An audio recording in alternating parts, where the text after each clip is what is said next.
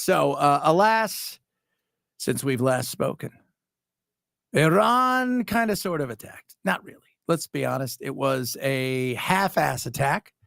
I'll show you some of it right now. It wasn't anything that was to be worried about. And they did that on purpose. They even called the Qataris, right, and said, hey, we're going to be sending some stuff over, so be prepared.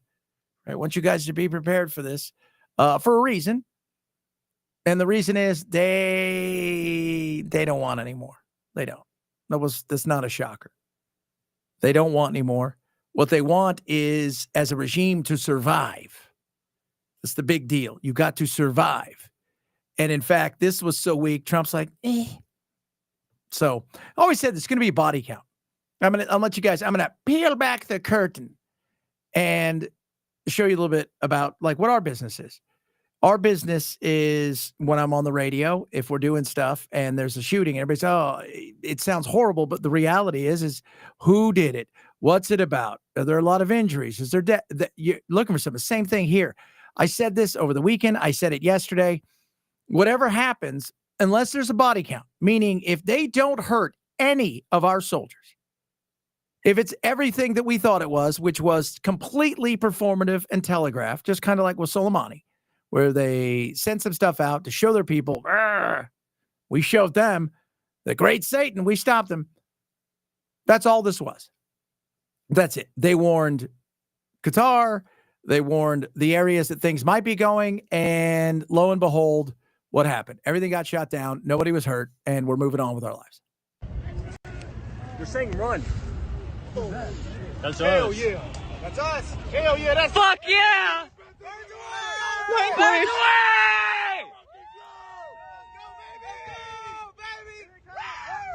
Oh wait, fuck. Where they at? Oh, fuck. Hey!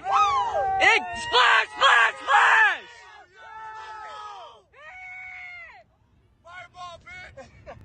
There you go. And that's what took place. And that's everything that Iran wanted to happen. And I say that because that's what Iran wanted, which was to show their people, hey, look what we did, huh? We took on the great Satan.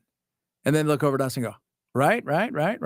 No, I mean, you didn't, but, you know, we get it, right? You want to stay in power. And alas, here we are. Now, is that it?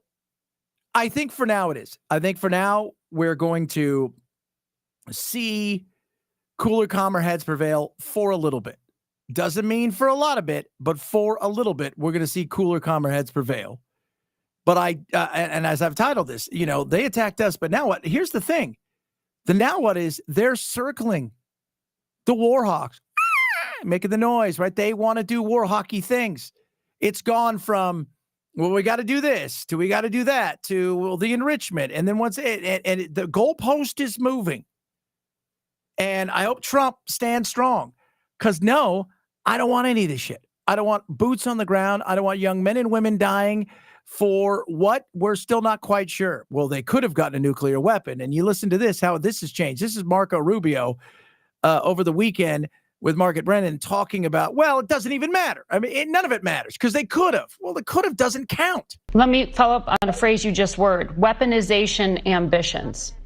Are you saying there that the United States did not see intelligence that the Supreme Leader had ordered weaponization?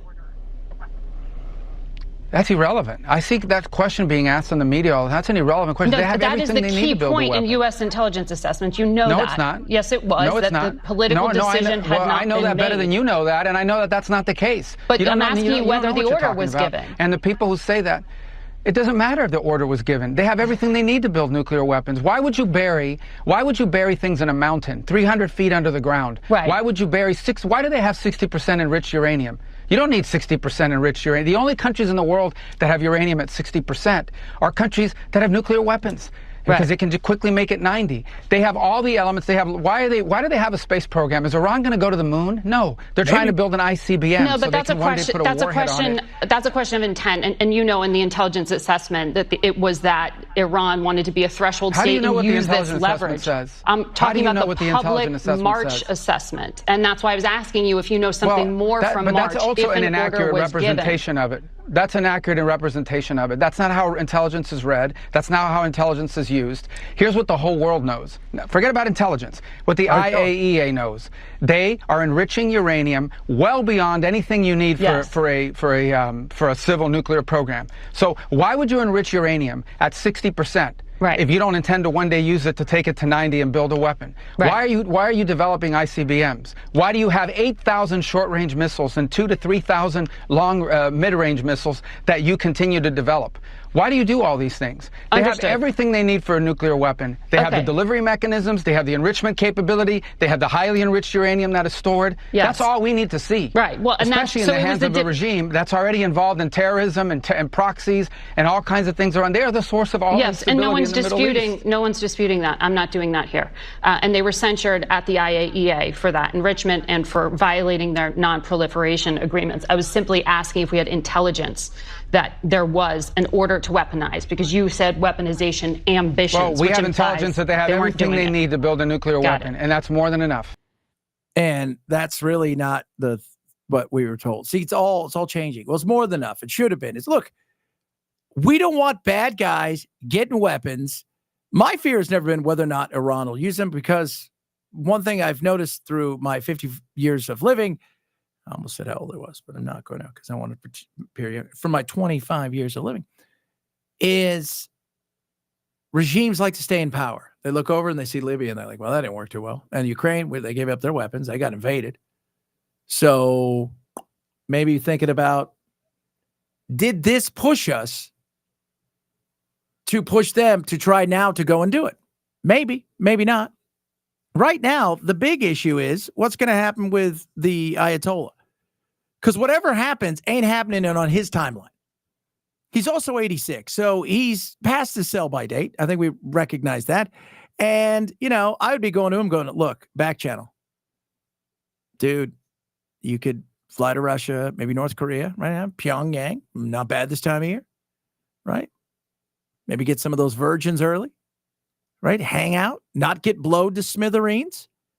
Or not get your people, because they're rising up. If you haven't seen what's going on, they're over it. They were over it long before this, but now they want to both. And it's interesting because people are pissed and angry, as they should be, if you're them, going, well, why do we get attacked? Well, you're not getting the whole story, but you understand your regime. And they want them to show some strength, but at the same time, they want that SOB gone. Which, that's great that they do. I want no part of it. I don't want our military involved in it whatsoever. I don't think we should be anywhere near that. But you never know what's going to happen. And what went from no regime change, just we're taking out their nuke stuff, to regime change seems to have changed rather easily, from John Bolton's to many of the others that are out there. The Grahams of the world, you know who you are, Lindsay, to, many others who are like, yeah, maybe it's time, right? Maybe it's time to get them gone. The president's posture and our military posture has not changed. The president was just simply raising a question that I think many people around the world are asking. If the Iranian regime refuses to give up their nuclear program or engage in talks, we just took out their nuclear program on Saturday night, as you all know. But if they refuse to engage in diplomacy moving forward, why shouldn't the Iranian people rise up against this brutal terrorist regime? That's a question the president raised last night. But as far as our military posture, it hasn't changed. And by the way, he didn't really raise it like that. And make America, make Iran great again, MIGA. That'd be great if they rose up. It'd be fantastic. But here's the thing: nation building, we're not good at, right? Like if nation building was, if we were a baseball player and our percentage was based on nation building, they would have sent us to the minors. And I want no part of it. It costs tons of money. We never leave. For the most part, we never leave. And it cost us trillions of dollars. And it cost us lives of young American men and women. It costs usually the country that we go in there and try to do something with. It costs people their lives too. We don't need to do it.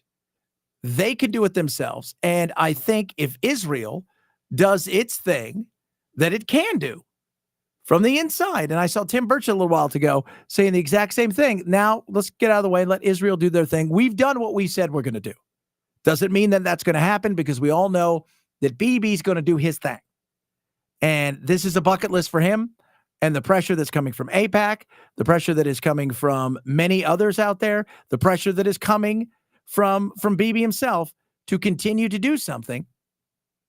And my fear is, okay, so let's just say, for the sake of argument, we go and help, because there's going to be some boots on the ground. What if the new guy is kind of a dick like the old guy? Yeah, well, that's not going to be good, right? BB tried it on. He didn't like it. So then we tried another one. Like, goodness me. You tried this on and now you don't like it? What about this one? This one's too big. That's where I fear that we could be headed. That's my fear right there. That is. So are we going to get there?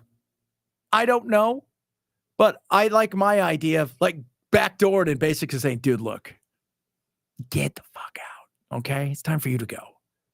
Right. Go enjoy your virgins while you're alive, or do whatever it is that you need to do. Get the hell out of there. Pull an Assad. Right. Because otherwise you're going to end up like Ceausescu. You're going to end up against a wall, right? Slumped over with a bullet in you, because those people are freaking rabble rousing. They're pissed. They're angry. They don't want to live like the 6th century while you live in a giant mansion. They don't want any of that crap. They're done. They're done. Right? They thought they got rid of the Shah. Everything was going to be great. They got you, and it wasn't. And now, well, they got the first guy, then they got you. It's just a carbon copy on top of carbon copy. So now's your chance to bounce while you still can. While you still can. People ask me today too, and I've been talking about this for the last several weeks. My fear, and this is the fear of what's going to happen here, is not so much what would take place elsewhere, but here. And I said that, look, are they going to really be able to do any damage to us? Are they going to really be able to do any damage to any of us when it comes to their missiles here or any of that stuff? Probably not.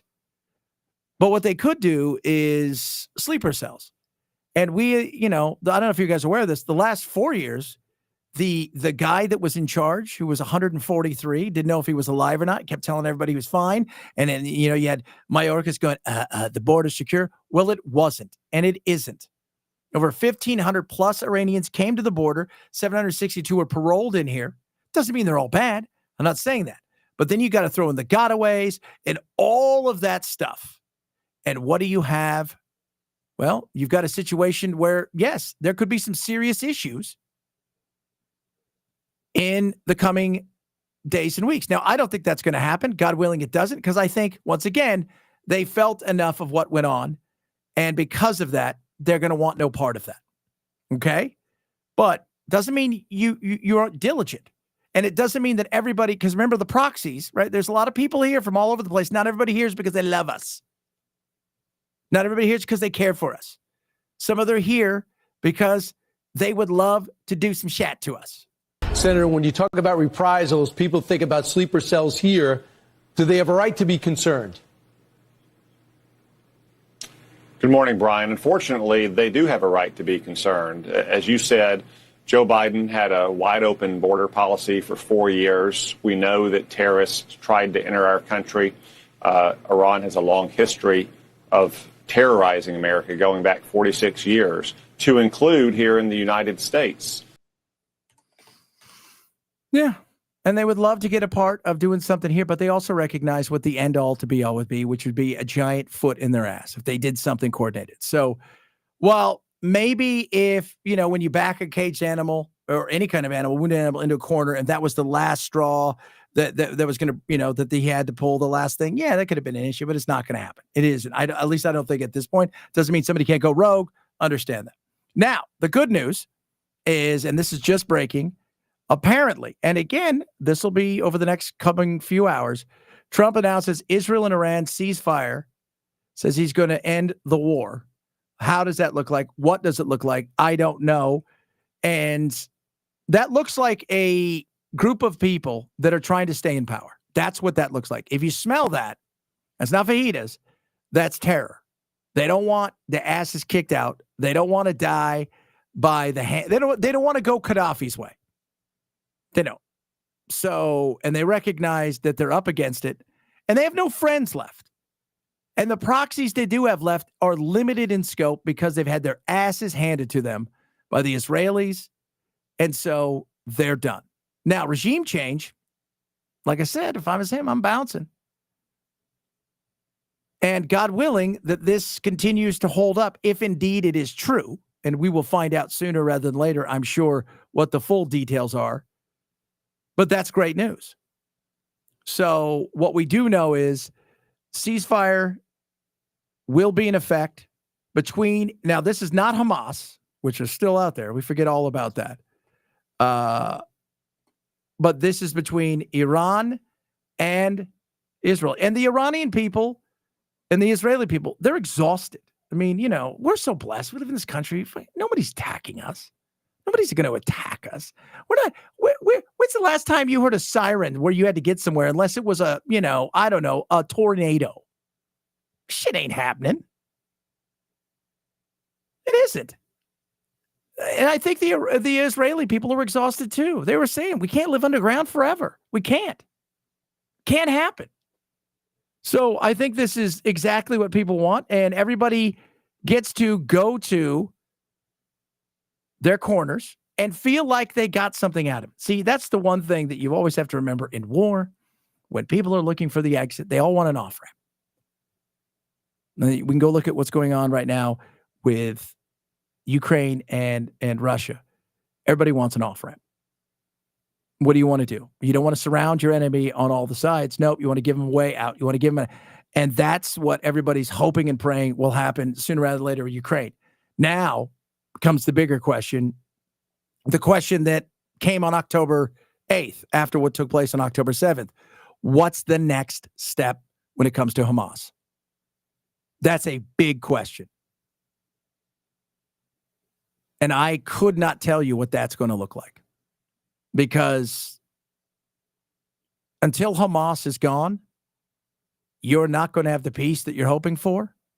And if you continue to kill people, you'll breed new freedom fighters or terrorists, depending on what side of the aisle you're standing on. And this is what we're going to get. So that's the next step. It's attrition. The war is attrition. And this is what Israel's been able to do through our help, by the way, just to remind everybody that is a lot through our help. So, and this weekend, I mean, come on, the freaking whole way they went about doing this, that was some shit. 37 hours in the air. They sent some B-2s this way. They sent some B-2s this way. It was, and I think it's also a wake up to the world, right? Like, hey guys, you know, don't think that we're not who we say we are, because we're exactly who we say we are. And if need be, it's ugly for everybody if you want to throw down. There is no Air Force like ours. There is no military like ours. There is no subs like ours. And that was one of the things that Trump said today. Hey, B-2 is great, but you know what the deadliest thing on the planet is? It's that sub hanging out there. So be prepared for that. Which I thought, man, it's damn good. It is. And if this is true, that Iran and Israel have come to a ceasefire, thank God for that. Which it looks like it is absolutely true, which is phenomenal. Which should piss the Democrats off that this took place. Lawmakers on both sides of the aisle have called into question the constitutionality of Donald Trump's actions. He bypassed Congress, potentially violated the War Powers Resolution. I believe this is certainly a clear violation of international law, at the very least. Democratic House Leader Hakeem Jeffries accused the president of misleading the country as to his intentions. What do you think are the possible ramifications that President Trump could face for arguably overstepping his authority? Well, look, constitutional constitutionally, only Congress has the power to declare war. The War Powers Act would make it seem very clear you need to have congressional approval on this. But president after president after president has launched military action without the approval of Congress. Yeah. And Congress, under Democratic and Republican leadership, has complained the president is violating the War Powers Act. This is not new. I mean, I go back. I covered Bill Clinton and the military strikes against Kosovo back in 1999. Again. That's why I think it's more of an international law violation. But you know, look, it's a Republican Congress right now. I don't think he's not getting any blowback from within his own party, with the exception of Tom Massie. So what's the good of having it then, if they all violate it? Well, that's a great question. I mean, we've been using the 2003 AUMF to authorize every military strike in about 25 years. So Congress can't be feckless and then be mad when they don't like the outcome. Yeah. So that was after 9/11. Congress passed this authorization of military force against. It was supposed to be against Afghanistan, for harboring Al Qaeda, and it has been used over and over and over and over again. Absolutely. So when I hear them come out today, all of them go, "Oh my God, do you guys know that Trump did this and he's a bad guy and he's all of the things and he's what?" You know what? No, nobody cares. I mean, we're not going after everybody that we didn't go after before. We're not going to go, "Oh, this is the guy we decided to do. This is the guy we decided to go after." This it's just, that isn't going to happen. That isn't. It was never going to happen. And he didn't declare war. He did a strike. And it's not just Clinton. By the way, we're still in Kosovo, Syria, Libya, right? Iraq. We can go on and on. Obama loved, it was like a video game to him. He loved to blow shit up. That was like, what are you doing today? Blowing shit up? Fantastic, right? Like that was his jam, right? Biden, they've all done it. So it wasn't a declaration of war. It was, hey, guess what? We're doing this. And we did it. And now it's done. And now there could be some peace in the Middle East, which would be phenomenal, which I think we could all like really, and by peace, as much as you're going to get, because there's still a nightmare going on in the Gaza Palestinian region. There's no peace there. And, you know, so there's a ceasefire. And so this is what they're saying. It's been fully agreed by and between Israel and Iran that there will be a complete and total ceasefire in approximately 6 hours from now, when Israel and Iran have wound down and completed in their progress in their final mission. So as soon as these missions are over, they're done. So for 12 hours, at which point the war will be considered ended. The ceasefire will be phased in the next 24-hour period. Officially, Iran will start the ceasefire, and upon the 12th hour, Israel will start the ceasefire, and upon the 24th hour, an official end of the 12-day war will be done, during which each ceasefire, the other side will remain peaceful and respectful. And there's that. So, as of now, ceasefire. So, in theory, this time tomorrow, at least when it comes to Iran and Israel and us, we're cool. What happens over there with Hamas in Palestine, that's a whole nother story. And what happens with Bibi, because he's got pressures as well, and they're big pressures. No doubt about that. Follow along tomorrow. We got all kinds of stuff going on in the show. We're trying to have, and you know what I like? It's crazy because we don't get to talk about fun stuff. Like I want to talk about capybaras today. I didn't get a chance to talk about capybaras because they're awesome. And I want to go to the new capybara cafe. If you don't know what a capybara is, they're the coolest animal in the world. They're a guinea pig that can weigh up to like 150 pounds. And yet we have to talk about war. So telling everybody, I want to talk about fun stuff as much as I want to talk about war. And I don't really want to talk about war. I want to like to talk about the end of war and the usual BS in politics. Because there's a plenty of it going on out there.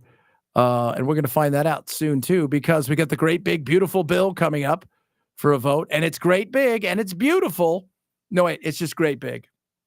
And we'll find out what that is going to be like, because Thomas Massie, who Jonathan Karl just said on The View, he is not a fan of the great big beautiful bill, and he actually came out today because Trump is going after him. He says he comes after me in such a way and declares war on me. He should go to Congress to come after me, but he's kind of a no on what is going on with the great big beautiful bill.